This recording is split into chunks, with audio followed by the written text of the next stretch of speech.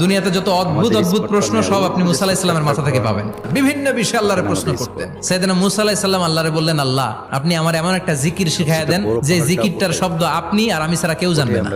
দিনে রাতে সব সময় এই জিকির আমি করব, আপনারে ডাকবো, কিন্তু শর্ত হলো এই জিকিরটা জানবে শুধু আপনি আর জানবে শুধু আমি। আল্লাহ বললেন, মুসা পড়ো লা ইলাহা।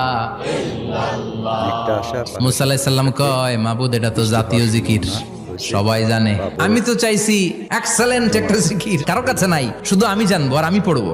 আল্লাহ বললেন, মুসা এই লা ইলাহাকে যদি এক পাল্লায় রেখে দাও, তাম বিশ্ব, সাত আকাশ, সাত জমিনটারে তুলে যদি তুমি আরেক পাল্লায় রেখে দাও, লা রাজাহাত কাফাতু লা ইলাহা ইল্লাল্লাহ, মুহূর্তের মধ্যে লা ইলাহার পাল্লা ভারী হয়ে যাবে। ও মুসা, তুমি যতই এক্সক্লুসিভ জিকির চাও, লা ইলাহার চেয়ে দামি জিকির আমার কাছে নাই।